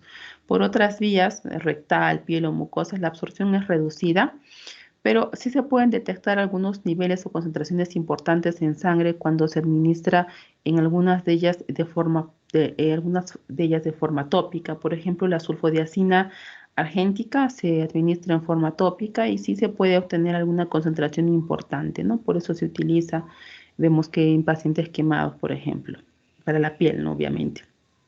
Las administraciones de estos medicamentos, la concentración máxima se alcanza no tan rápido como el caso de las quinolonas, pero sí en la segunda o cuarta hora ya se alcanza concentraciones plasmáticas altas. En general, las sulfamidas se distribuyen bien en todos los tejidos líquidos, incluyendo el líquido cefalorraquídeo, sinovial, pleural, peritoneal, y se alcanzan concentraciones inclusive entre el 30 y hasta el 80%, ¿no? De los niveles plasmáticos. Entonces hay una buena distribución en los diferentes tejidos. Atraviesan también la placenta, pueden llegar a sangre fetal, al líquido amniótico, por lo tanto también está contraindicados en lo que vendría a ser el embarazo, ¿sí? Algo importante también que en el caso de situaciones de inflamación meningia también se va a aumentar la permeabilidad a ese antibiótico, puede tener un ingreso al mismo tejido que puede ser bastante interesante. Cuando tenemos una intoxicación por sulfonamidas, podríamos alcalinizar, sulfamidas en general, alcalinizar la orina y de esta forma también favorecer de alguna manera lo que viene a ser la eliminación. Ahora, algo importante, observen ustedes que también tiene una importante unión a proteínas plasmáticas, la mayoría de ellas. Y recalco esto porque eso precisamente puede dar origen tanto a interacciones como también algunas reacciones adversas en este grupo farmacológico, porque como vamos a ver más adelante, puede competir con algunos compuestos que son importantes. Entonces, la alta ligación a proteínas plasmáticas aquí también es importante recalcar, ¿no? Y que no se olviden de este detalle. Bueno, ¿qué más? Reacciones adversas. Bueno, eh, quizás algunas de las más importantes van a ser precisamente las reacciones que están relacionadas a alteraciones hematológicas, dentro de ellas la anemia hemolítica, podemos ver agranulocitosis, trombocitopenia, leucopenia, ¿no? Anemia plástica es rara en ese grupo, con este grupo de fármacos. Se puede ver una alteración a nivel de lo que es necrosis hepática, ¿no? Podemos ver también problemas gastrointestinales, náuseas, vómitos, diarrea, estomatitis, vaginitis, conjuntivitis o fotosensibilidad. En relaciones de hipersensibilidad se incluyen las anafilaxias, enfermedad del suero, lupus eritomatoso, sistémico.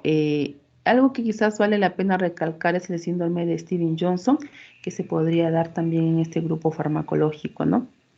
Que también es relativamente destacado dentro de las reacciones adversas. No frecuente, pero sí que podría darse. Neurológicas, cefalea, letargia, mareo, depresión psíquica, ataxia, vértigo, convulsiones, no alucinaciones, insomnio.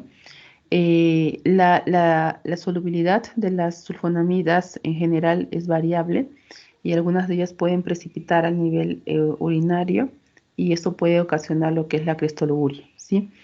Evitar la administración en los últimos meses del embarazo porque se puede dar hiperbilirubinemia en el feto con riesgo al kernicterus. Y aquí precisamente vamos a recordar lo que les acabo de mencionar, que básicamente les había dicho que las sulfonamidas tienen bastante unión a proteínas plasmáticas y pueden competir con lo que vendría a ser la bilirrubina, ¿no? Entonces recordemos que la bilirrubina también se une mucho a lo que viene a ser la albúmina.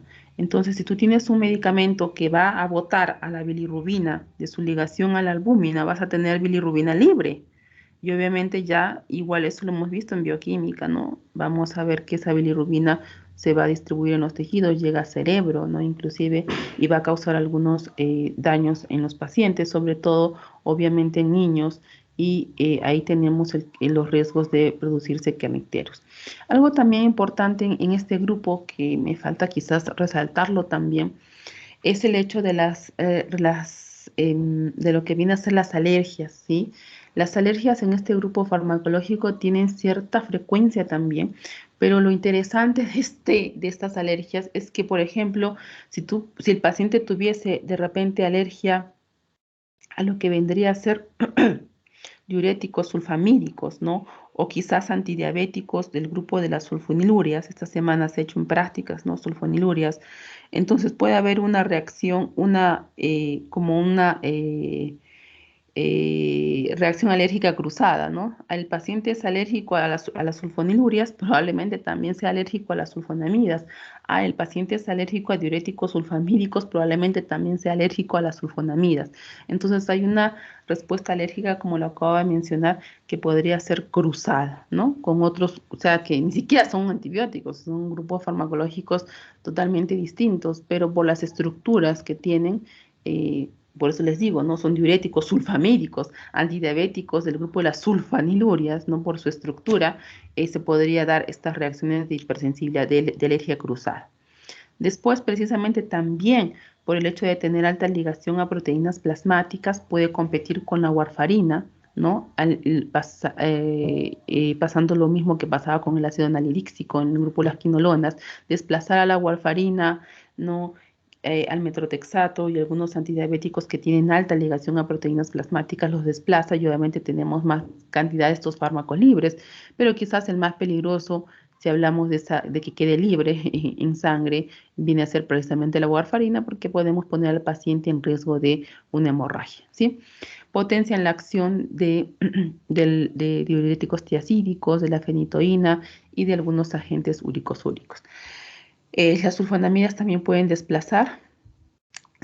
desplazados por la indometacina, fenilbutazona, salicitatos, probenecina, ¿no? Sulfonilpirazonas. Así como ella desplaza, también pueden ser desplazados por otros medicamentos. Recordemos que la ligación a proteínas plasmáticas es relativa. Quien se une con mayor afinidad va a desplazar al otro, ¿sí? Y la actividad de las sulfonamidas puede verse disminuida al competir por el sitio de acción con procaína y otros anestésicos locales derivados del PABA, ¿no? Que obviamente van a evitar o van a competir finalmente por la ligación a la cual teóricamente las sulfonamidas tendrían que unirse. Utiliza aplicaciones terapéuticas, ¿sí? En el tratamiento de infecciones agudas y crónicas a nivel de tracto urinario, también en bronquitis, en sinusitis, en gastroenteritis. También es súper interesante la aplicación frente a la neumonía causada por el Pneumocystis carini. También cabe destacar que este grupo, esta unión sulfamidas, trimetoprim, sulfametosol, trimetoprim específicamente, tiene una aplicación muy importante en lo que vienen a ser los pacientes con SIDA. El paciente con SIDA por ser inmunodeprimido está propenso a diferentes tipos de infecciones y precisamente esta familia, este grupo, sulfametosol, trimetoprim específicamente, es una opción muy buena frente a otras que pueden existir, porque va a presentar menos efectos tóxicos, menos reacciones adversas, de menor, más leve, menos graves, ¿no? Que otras opciones. Entonces es de elección también para pacientes con SIDA. En las cistitis agudas, ¿no? De mujeres no embarazadas, en prostatitis, debido a que tiene una buena difusión, en otitis medias agudas, también podría ser una opción, así como también en la exacerbación de bronquitis producidas por los Streptococcus pneumoniae. Entre las infecciones intestinales, ¿no? La enteritis causada por Shigella o la diarrea del viajero por E. coli, en la salmonelosis sistémica, ¿no? También podría ser utilizada. Bueno, hay obviamente otras alternativas, pero también puede ser usada. Puede ser indicado en las infecciones gonocócicas, orofaringias, ¿no? También puede considerarse como tratamiento alternativo para infecciones producidas por brucela, nocardia, legionela y listeria, ¿sí? Bueno, eso es en relación a lo que es los dos grupos de antibióticos que se iban a tratar el día de hoy. Obviamente hay otros, ¿no? No son todos, y se van a tratar, ¿no? Más adelante en lo que queda del curso. En relación al uso racional de antibióticos, no voy a pasarles, creo que son 100 diapositivas de eso. Entonces, ya les he avisado a sus compañeros de ayer que no va a entrar en el examen todo lo que les he dado, esa parte que les he dado ayer porque es mucho, pero sí destacar algunas cosas importantes del uso de antibióticos, ¿no? Como ustedes ya saben, básicamente la resistencia a los antibióticos realmente se ha vuelto un problema a nivel mundial. Se está trabajando mucho en el hecho de disminuir esa resistencia a antibióticos, de evitar que se siga produciendo. La resistencia a antibióticos obviamente se da por el uso indebido y excesivo, por el mal uso de los antibióticos, que es muy simple, la bacteria ve al antibiótico, ¿no? Siente el antibiótico y rápidamente tiene la capacidad de buscar formas de defenderse.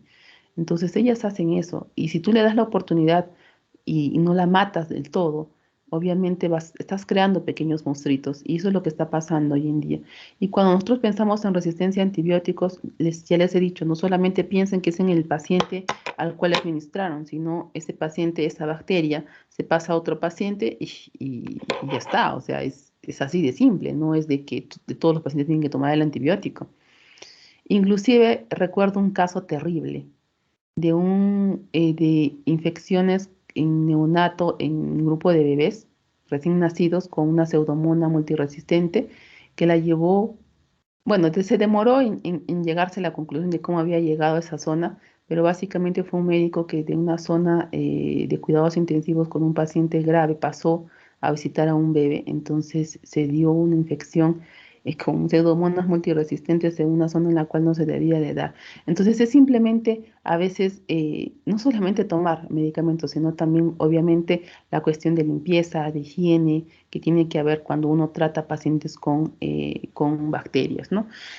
Ahora no solamente es el hecho del mal uso del medicamento y la resistencia bacteriana, sino que también todo aquel paciente el cual sufre un mal uso de estos antibióticos, que sufra un RAM, obviamente es un costo también para la institución.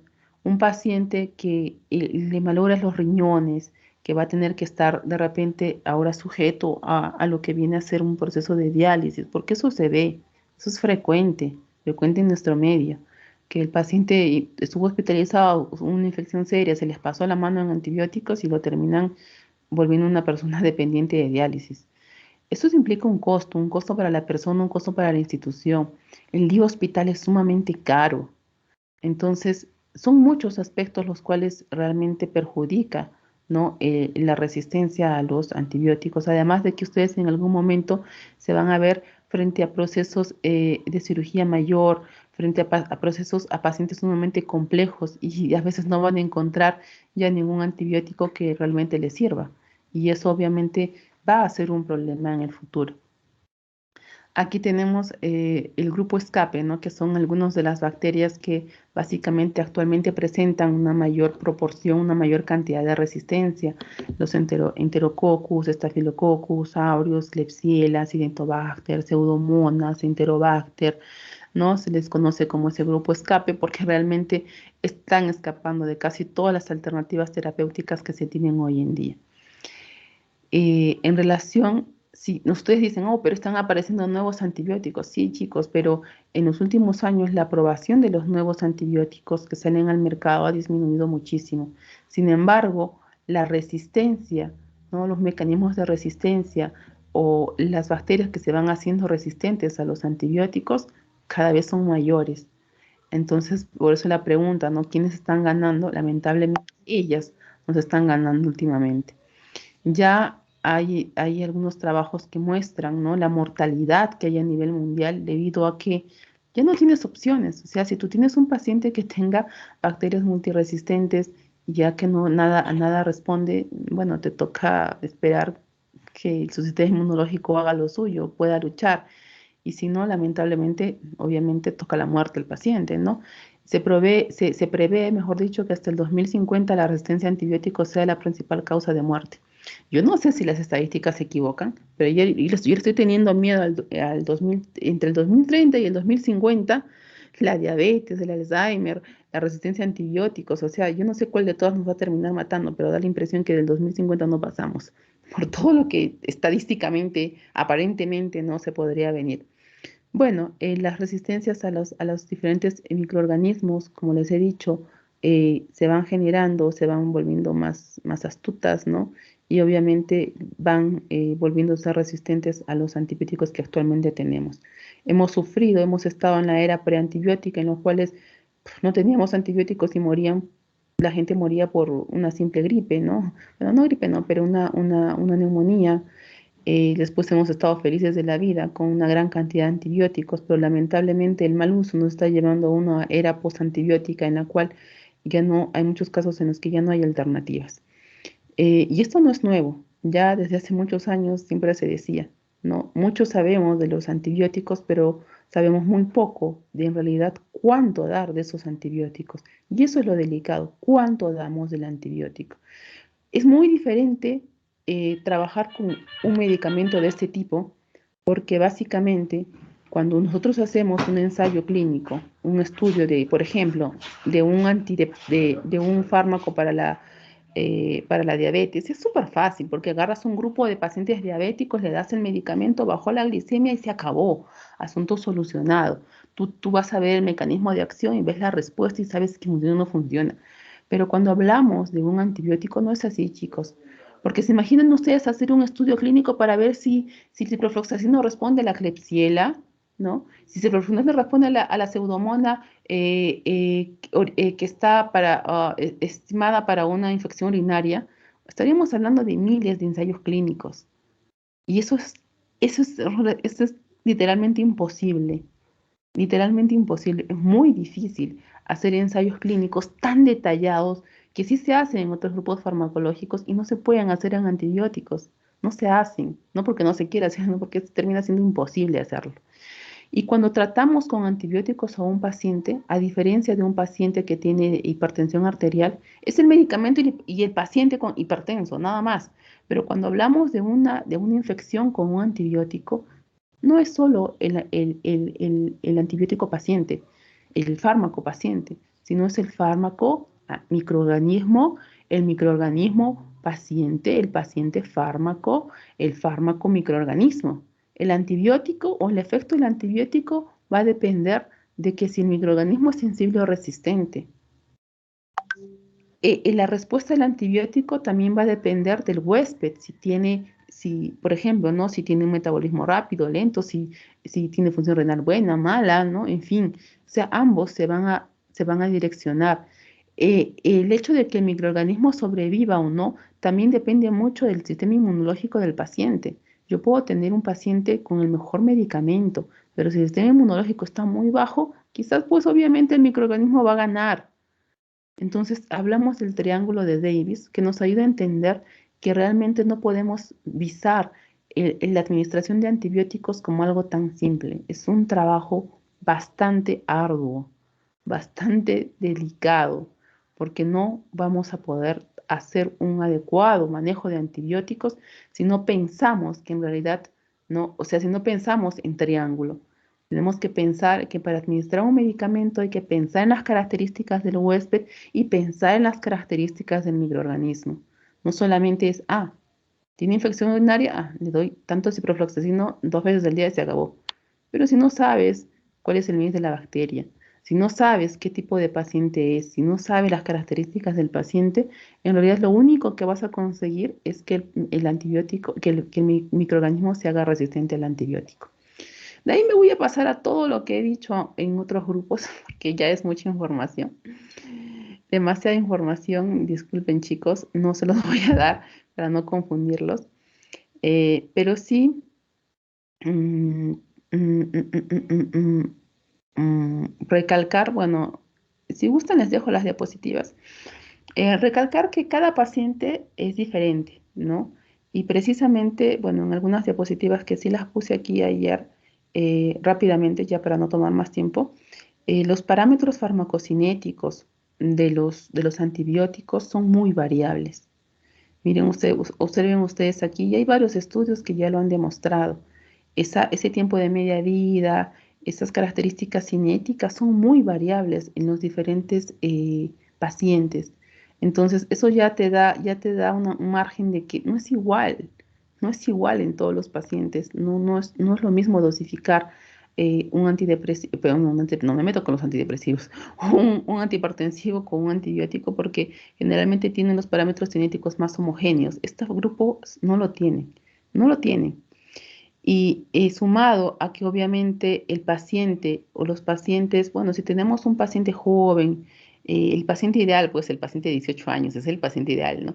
Pero los pacientes con los que ustedes se van a encontrar en un hospital, en una unidad de terapia intensiva, son pacientes pues que son una locura, una complicación total, que tienen volúmenes de distribución alterados, el nivel de proteínas alterados, filtración glomerular alterada, ni problemas hepáticos alterados. Es una locura el manejo de antibióticos. Entonces, aquí, bueno, yo les traje a sus compañeros, pero es demasiada información y les dije, no se las voy a tomar. Solamente mencionar que podemos ver además pacientes edematizados, pacientes con diferentes volúmenes de fluidos, cuando tú les administras diferentes cantidades, volúmenes de líquidos, con hipoalbuminemia, con ascitis, o sea, pacientes quemados, son problemas hiperdinámicos. Todo eso altera de una manera impresionante las concentraciones plasmáticas, ¿no? Y bueno, eh, yo trabajé con pacientes quemados en mi tesis doctoral y precisamente ahí fue cuando nos dimos cuenta de que los pacientes quemados también son una locura. Los pacientes morían. ¿Por qué mueren si les damos el gramo de vancomicina cada 12 horas y está establecido, ¿no? Y cuando medíamos las concentraciones de la vancomicina y el SIM de la bacteria, bueno, que está en portugués, la concentración inhibitoria de la bacteria, obviamente la concentración iba mucho más abajo de lo que el paciente realmente necesitaba para cubrir, para ser cubierto, ¿no? Para cubrir la bacteria. Entonces nunca jamás iba a dar efecto, ¿no? Y cuando uno analizaba las concentraciones en los pacientes, la variación de las concentraciones pues era una locura, aparte de que todos estaban abajo, algunos estaban súper abajo, y una variabilidad impresionante también. Inclusive en el mismo paciente, cuando se le hacía la cirugía de desbridamiento, de quitarle la piel quemada y cuando le colocabas la piel nueva, también la cinética del medicamento cambiaba. Tú tenías, este de aquí, por ejemplo, es la curva de la vancomicina después de la cirugía de desbridamiento y esa es la curva de vancomicina después de la cirugía de injerto. Entonces tú tendrías que agarrar, teníamos que cambiar, poner una dosis del antibiótico en la cirugía de injerto y conforme iban pasando los días, ir aumentando la dosis porque el paciente se le hacía la cirugía de injerto y ya acumulaba más antibióticos, si no le bajaba la dosis rápidamente, con vancomicina me hacía una insuficiencia renal, porque llegábamos a dar hasta 4 gramos de vancomicina, una locura de vancomicina, pero porque el paciente no llegaba a acumular el fármaco, a guardar, a la concentración adecuada del medicamento. Entonces son muchas las características que alteran finalmente el comportamiento del medicamento. Y lo que se utiliza ahora para ajuste de dosificación de antibióticos, que no se los voy a tomar a ustedes, no, solamente se los quiero enseñar y se los voy a enseñar rápidamente, no como ayer, que entré en mucho detalle, solo una pincelada, que bueno, básicamente ya en algunos lugares se está implementando lo que es el PKPD para antibióticos, ¿no? Y ya viene la clasificación que les he mencionado de antibióticos tiempo dependientes y concentración dependientes de tal forma que hay algunos parámetros que son considerados para dosificar antibióticos tiempo dependientes y otros para dosificarlos concentración dependientes. Y bueno, no les doy toda esta parte porque ya están cansados seguro, pero sí que gracias a estas nuevas metodologías de ajuste de dosis, por ejemplo, ¿no? Les voy a poner un pequeño caso. En el caso de la gentamicina es un antibiótico concentración dependiente. ¿Listo? Y si yo tengo los parámetros cinéticos de la gentamicina, el tiempo de media vida, volumen de distribución, ya en la literatura, ya en algunos libros, es más, terminen la clase y vayan a buscar en internet, en libros. En los libros más actuales ya debe salir esto de acá. O sea, ya no sale, la ventana terapéutica de la gentamicina es tal, tal. No, eso ya no existe en antibióticos. No podemos seguir pensando en lo mismo porque estamos mal. Lo que se maneja ahora, por ejemplo, es concentración máxima sobre el MIC, ¿no? ¿Cuál es la concentración máxima que debe ser alcanzado para el MIC que tiene el paciente, de la bacteria del paciente, ¿no? Tiene que ser 10. ¿Y qué es lo que yo tengo de mi paciente? Agarro la bacteria, ¿cuál es el MIC de la bacteria del paciente? A 0,8. Perfecto. Entonces, ¿qué hago? Hago un cálculo de básicamente cuál es la dosis que yo tengo que dar a mi paciente que tiene la bacteria con ese MIC, con esa, con esa característica especial, ¿no? Entonces, yo sé que la concentración máxima sobre el MIC tiene que ser igual a 10. Hago un despeje, ¿no? El MIC de la bacteria de mi paciente tiene 0,8. Entonces, básicamente yo determino que la concentración máxima que tengo que alcanzar es de 8 miligramos por litro. ¡Ah, carambas! ¿Y cómo yo voy a alcanzar esa concentración de 8 miligramos por litro? Utilizo esta ecuación de aquí. Y básicamente esta ecuación la utilizo con los datos que ya les he dado anteriormente de la farmacocinética. Hago un reemplazo muy simple de datos y yo sé que debo dar una infusión de 114 miligramos en 30 minutos para poder garantizar la concentración máxima, ¿no? En el paciente que garantice realmente cubrir al paciente que tiene el MIC de 0,8 como es esta. Bueno, estos cálculos no se los voy a tomar jamás tampoco. Solamente quería mostrarles que se puede hacer, ¿no? Y que se hace en algunos lugares. También ya se ha determinado que, por ejemplo, para la vancomicina, el área bajo la curva sobre el MIC de 24 horas tiene que ser igual, mayor, mejor dicho, mayor a 400. Y ya hay en algunos compendios, ya algunos, vamos a decir, valores normales, ¿no? De estos parámetros que se están dando para poder hacer una mejor dosificación de lo que vienen a ser antibióticos. Esta última parte solo se las doy como un conocimiento general, no entra al examen, ¿sí? No se estresen. Ayer yo expliqué muchas más cosas, pero creo que es demasiada información para que aún sea, ¿no?, manejada. Entonces, bueno, chicos, los dejo aquí. Para simplificar también, mejor en las diapositivas solo voy a dejar aquellas que realmente podrían ser evaluadas para no complicarles mucho la existencia, ¿sí? Doctora, ¿Listo, chicos? Dime, por favor, Cristian. disculpe una consulta. Le quería Sí. decir antes, estoy seguro que he visto que al inicio de las diapositivas decía que las quinolonas tenían acción contra los Mycobacterium.